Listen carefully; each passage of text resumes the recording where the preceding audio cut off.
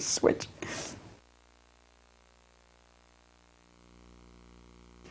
Hello and welcome to Aging Matters. This show is provided by and produced by the Berks County Area Agency on Aging.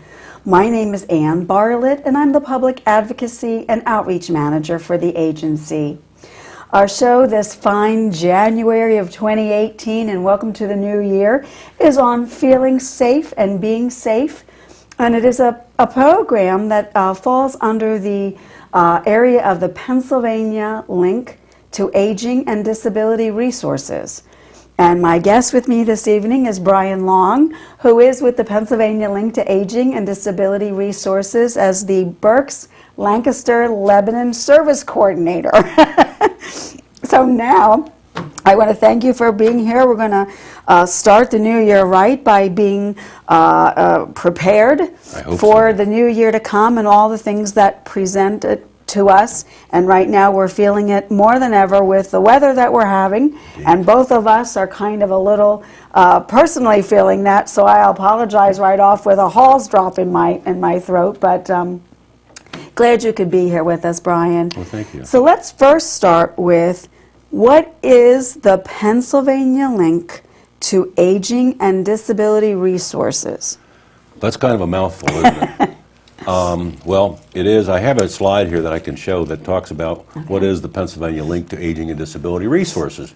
And it's kind of verbose, but we're part of a federal program called the Aging and Disability Resource Center program that provides connecting points for people looking for long-term living assistance or information. Okay. So we essentially target, and our audience is persons age 60 and over, persons with a disability, veterans, family members, and caregivers, which is pretty much everybody Exactly. I know. So what we do is we have partner agencies and entities that are both government, non-government, public, private, for-profit, and not-for-profit. It's practically anybody who provides any service for the people that we just talked about. And we have connecting points in Berks County, Lancaster County, and Lebanon County. By the way, there's a link in other counties as well. I'm going to show that if I can. Right here is a snapshot of where the link counties are across the Commonwealth. We're a service area. We have the Berks, Lancaster, Lebanon service area. So there are 15 service areas across the Commonwealth. And there's somebody like you and me in every one of these, so that when people have calls or have questions, they can come to the link coordinator, and the link coordinator can essentially try to find partner agencies who can resolve their issues or provide some information about the resources and services that are available. Well, and in some cases, I think, looking at the statewide thing, you go, well, but I live here, I live there. But some of the programs or some of the services are statewide. So it really doesn't matter where you are in the state. Anybody could help you should you reach out to a link, contact information. But in other cases, they may want something, a more specific resource when they're looking for help with something as an issue, and therefore it's nice to know that they are all over the state and that we specifically operate, work and operate the Berks, Lancaster, and Lebanon area. Yeah, because in emergency preparedness, we always talk about this, all emergencies are local. And the same it is with people who are looking for resources. It is essentially a local, but we have the power to reach across the state for other entities that may be located elsewhere. And actually this LINK program, it's really called the Aging and Disability Resource Center program, is nationwide. There is this program in every state and every territory in the country. So we also have connectivity that way, because it's not uncommon for people to have parents who live in another state. Absolutely. Or about a year ago, my daughter took a job in Louisville, Kentucky, and took my granddaughter, which is a bad thing to do. But so we want to be able to reach across state lines, county lines to help people. Okay. And I think that in reiterating again, it's the link, in a sense. I like the word link because it connects folks, as you said, who are partners in the link with all the different agencies out there that are focused on aging and those with disabilities and the other target populations Right. to be able to help and to be able to assist. So those individuals are out there trying to learn, and we're going to talk about one of those programs that Right. we're going to share tonight. But as a recipient, if I am looking, also, where can I go to figure out, well, I live in Berks or I live in Lebanon, where can I access, how do I access, what if I have a question? Well, one of the problems is we're so resource rich. We have so many things, but we don't know how to get to these things. One of the recommendations that we have, of course, is that we would say that it would be the Berks Lancaster Lebanon link.org would be one starting point. Okay. That addresses the three-county area that we operate in and talks about what kind of resources we have available there. 211 is another number that I expect that people will call because that is your social services hotline, if you will, crisis line. And that's just by dialing 211. I can pick up that phone in my home and dial 211, Right. and I might be able to find resources for anything. just about anything. Anything of a non-life-threatening nature. Now, if it's fire or emergency, Then it's or- the 911. Then it's the 911 number. That's the one we call then. But otherwise, it's 211. And you know what? I don't know why I didn't do this, but there is also a statewide number. Okay. And it is, and I think I didn't do it. The statewide number is 800-753-8827. Again, 800-753-8827. Now, in a lot of cases, you're going to find consistency there. That the number, and we should find consistency. The link statewide number will give us the same options, if you will, that 211 might. We might. Okay. 211, however, is localized. Uh-huh. It is for Berks County, or it's for Lebanon County, or for Lehigh County, or for Lancaster County. We're trying to get the entire statewide 211 system together and orchestrated, and we're getting closer and closer and closer. So that's the number I think would be the first. But you can always look at the Berks Lancaster Lebanon link.org website Okay. for all contact information across the state or across. And did we show that? Do we have Yeah, that? it was one of the first Can we ones I show had up that? there. We can put it up again That right here. screen again? What's that? The Oh, that one. screenshot? That's right. Yeah. That's one right here. Yeah. This is what the lead page of the website is Okay. going to look like, and then I have my information on there that you can call me anytime too. But I think you provide a lot of information in this particular area. We have Berks, Lancaster, and Lebanon kind of activities and the meetings, but also you provide on the site, on this particular website, specific projects and initiatives and other resources and demographics and information, but then another way, again, to reach the rest of the state through that other hotline number. Right. So that can be for anybody that might be looking for services and resources or direction, or those that want to partner to move that forward for others in the world that they're working in and wanting to help. Okay. So now that we have the basics in terms of, we know that the Pennsylvania link is state of Pennsylvania and does also connect with some federal, certainly over sites and programs and whatnot, and being able to help people with all kinds of things. And tonight we're really only going to talk about one part of that, because the link has a variety of different services and programs that we could spend more time on as well. But you mentioned earlier, and we talked about being prepared for emergencies. You said for non-emergencies, the 201, for emergencies, 911. But one of the programs that we really wanted to talk about tonight is called Feeling Safe, Being Safe. And so I'm going to turn it right again back to you, Brian, as far as what is this? Why did the link want to be involved in this program? How was their involvement maybe produced in this? And then we'll go from there as to more specifics about what it is and how we access it and how we use it. Great. Some years ago, maybe 4 or 5 years ago, I was talking with a person I know who has a disability. We were talking about what happens if this happens, a gas spill or a gas leak or a chemical leak or something like that. What do we do? And we began to put together a reasoning that said that, you know what, people who have special needs, people who are aging, like me, or people who have disabilities, really need to have a plan, because all of us has to be accountable for ourselves in the instance when something's going to happen that's never going to happen. And I have started with some slides here. I'm going to put them up here that just ask the question, are you prepared? We have to be in a preparedness mode, because a lot of people think, well, somebody will take care of me. Unfortunately, I think we've seen in the past couple of months what happens in forest fires in California, or when hurricanes strike in Florida and in Texas and Puerto Rico and the Virgin Islands.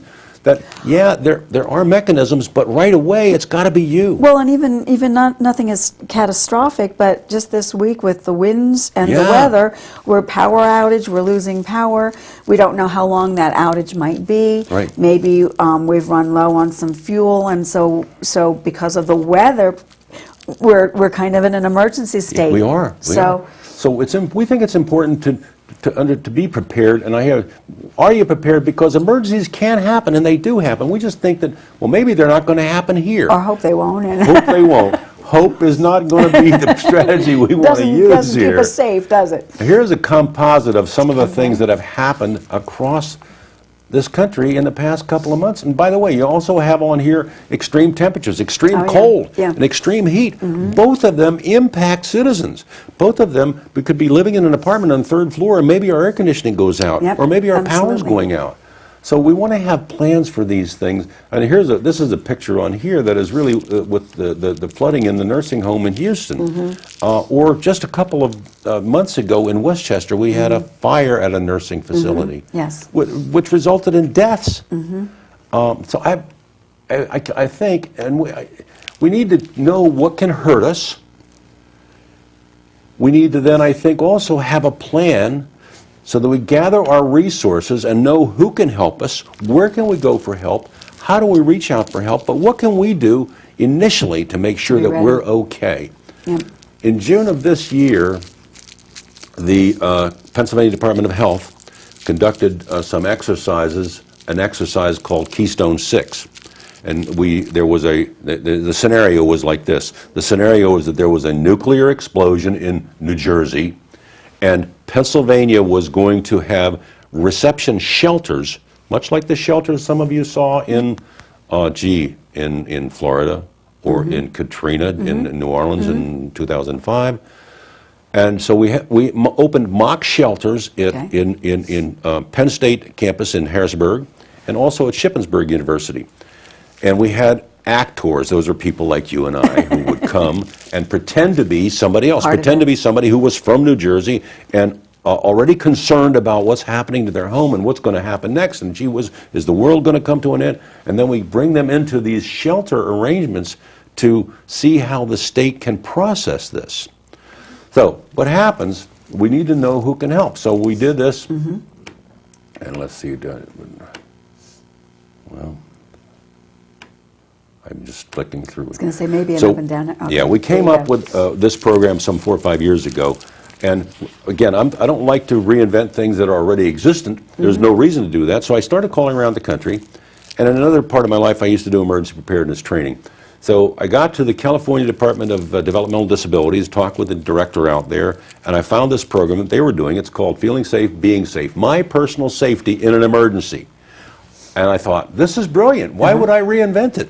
So I asked him whether we could use it. And he says, yes, you may use it. You can use it, and you can customize it and retailer it. And that's what we've done. Now, one of the things that we've done is we've said to ourselves, why don't we train people, anybody who wants to be trained in about an hour-and-a-half workshop, how to complete these forms that we have here. And what we have are, and I'll bring up another slide because if I can find it.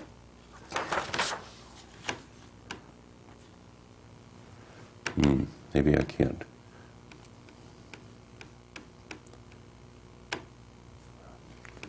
Well, I think while you're looking, go ahead. I can hold the paper piece, I think, that you're looking for, right? And this is called Feeling Safe, Being Safe, as you said, my personal safety in an emergency kind of hard copy that someone gives that overall guideline and specifics for what you might need to put in and complete to have about you to take with you, right? Yep, Okay. exactly. This is something that prepares us for a worst case scenario, like we'll Okay. never be able to come back to our home. There won't be a home. Okay. So what we want to have at the shelter is information about us that the shelter managers and the shelter resources can use to help us in this interim situation while we're getting our bearings, if you will. Imagine what happens to those folks, and we used actors. We actually had actors from a couple of nursing homes, so that we had people coming in with walkers, with breathing apparatus. We had people who were blind. We had people who were deaf. I personally went as an actor. I didn't shave for 3 days. I didn't take a bath for 3 days. I wore the same clothes for 3 days. They shipped you back out. No. No, and I came because that's what's going to happen. Exactly, of and course. people are confused. So we just figured that the best thing, and we'd like to remember everything, but if somebody says, "Can you give me a list of your medications?" Not when Gee you're in the willikers, midst of- not if you're doing a number of medications. Right. I don't know the milligrams of the medication. I don't know the brand names for them. I just know what they are. Not when you've been uprooted in an emergency, in a very Exactly. fast, Exactly. got to get out, get going. You're just still worried if you have Yeah. your shoes on. And Yeah. So we think it's better to plan in advance. Okay. Which is why we host a little workshop that says, okay, let's figure out what we should put on our little crib sheet right here. Okay. And then what we decided to do, rather than have this as something that you'll have with you, because it's kind of finite, you only can put so much on a piece of paper, we decided, pardon me, to put all of this data onto a USB port okay. in a fashion bracelet like this. So we have I have 3 one. colors It might be seen actually. better actually in the white. If I don't Yeah, know there's if a they white can one. see that. If you can. But we have white, we have pink, we have purple, and we have yellow. And what we do then is we give these, I'll put it over here. Okay. We give these as part of the workshop. So that when you've done all the paperwork here and you finally put it down, then we can put in your name, your insurance number, your medications, your doctor's name, your next of kin's name, if you will, your daughter's and their phone number and their email address, all sorts of things. Now there are fixed templates on this on here on this hard of all of copy this. and on that. And on there. Okay. So what we've got, though, that's on there, and then you can also put other things on here. I like, because the storage is big enough for you to put on your driver's license, your diplomas if you want to, lots of things. But this is a last minute sort of thing. When you go to a shelter, not knowing if you'll ever be able to come back to your home, whether a home even exists anymore, your information will be there and it'll be transferred. Again, most of the emergencies that we face are not those kinds of emergencies. Right, That's what's known as a low probability, high consequence. Well, and sometimes, I mean, this is certainly a good exercise in for many things. In other classes and things that we teach with wellness, certainly we're encouraging people to make med lists and emergency contact. Right. But if you can put these things all together in one spot, then you're set for many things. right. Whether it's just because you went to the hospital or because you had this type of emergency. So, being able to sit down, and a lot of people like to do a hard copy. Sure. Just because that's how, you're used to. But with these bracelets, then, either they can do the hard copy, right?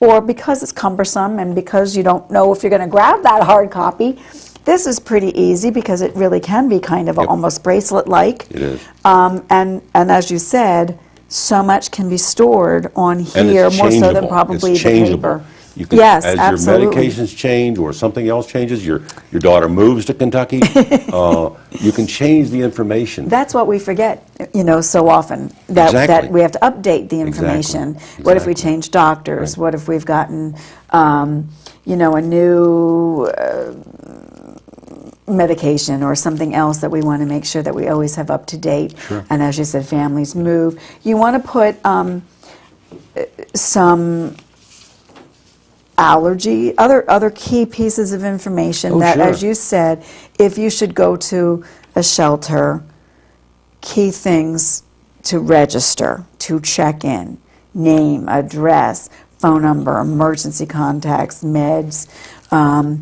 important folks, whoever that be to you. Okay. your eyeglass prescriptions. Okay, so A you lot can of things. actually put those on here Yep, then you too. actually can. You can Okay. actually scan them in. Okay. There's a couple of other things on here. I have this on the chart right now. Oh, okay. Here is the emergency supply list that the Federal Emergency Management Agency will tell us we should have. Okay.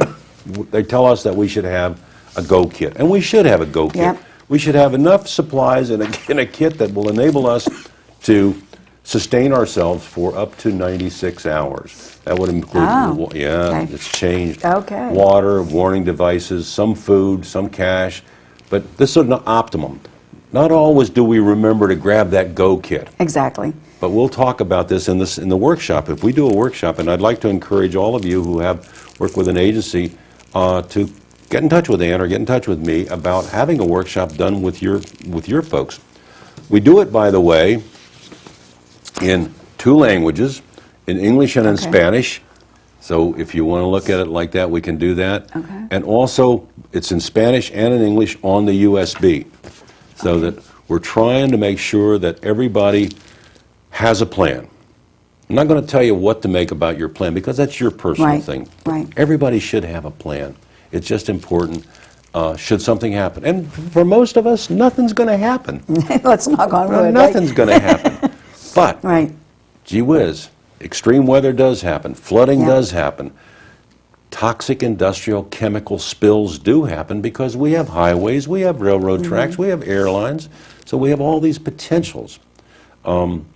We think that it can't happen, but you know, on Route 78 just 2 years ago, 2 years ago, there was a big crash that involved about 40-some vehicles. Yeah.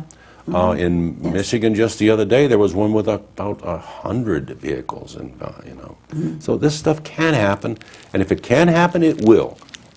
We just don't want it to happen here. But if it does happen here, we want you to be prepared for it. Well, and with the Go Kit, yes, there's some obviously planning even in that kit Yeah. and the purchase ahead of things that you want to have. And when you say kit, you know, it might be a backpack style, something that's, you know, I'm thinking about, oh my gosh, I pick up my purse and lug this and lug that. Maybe it's a pull cart, you know, some duffel bag thing on a wheels, you know, something that I have handy that I might use on a regular basis that I can kind of put in and pack and grab and go, you know, that I'm being picked up or dropped off at a shelter, that it can be transportable with some smaller items. I'm looking at the water bottle on the end table, you know, something where, you know, maybe it isn't the big gallons of water, but it's a couple of those water bottles. You know, some things that are transportable Yep. if I need to. Yep. May not be what I can if, as you said, I've got different disabilities or issues that I need to also have some durable medical equipment or even assistance. It may not be always able to grab that Go Kit, but I think with understanding ahead and looking ahead and writing down the information, whether it be in a hard copy and folded in an important place, I'm always going to grab and remember, or utilizing one of these. Yep. I'm going to have that info at least, and some sensibility about myself. Right. Because if not, as you said, you get there and you're It's just chaos. Yeah. It's absolute chaos. Yeah. And it doesn't have to be for you and me. We can have a plan. Okay. Here's a little bit of a thing that talks about Okay. now. I always, and I encourage this too, I encourage you to have water in your car and food in your car. Now, Okay. not a big buffet, but candy bars or cashews. Okay. A blanket. Because those things happen to us too on the highways in in urbanized Yep. Berks County and urbanized Lancaster County. Yep. So be Yep. prepared is all we're asking, and we're trying to facilitate it. Again, we can come to your agency, your entity, and provide the workshop, and also Okay. provide how to do these checklists, Okay. and how to do the bracelets. Oh, all right. Very good. So if you want more information, they can contact me, Ann Right. Barlet, at the Berks County Right. Area Agency on Aging. That number is 610-478-6500, or you want to talk about either the link site, Right? If you want to share that Yep, again, so here it they is. can It's up contact here. you. It's Oh, okay. It's up again? www.berkslancasterlebanonlink.org. My contact information is on there. You can text me, you can call me, or you can email me, and we'll work together and we'll get this done. Okay, super. But we'd like you to feel safe by being safe. And prepared. And prepared. All righty. Very good. Well, it's a great way to start off our January of 2018 with a focus on being safe and prepared for this new year. I want to thank you, Brian, for being you. with us and sharing this information. And thank you for tuning in to Aging Matters. Thank you. Great job.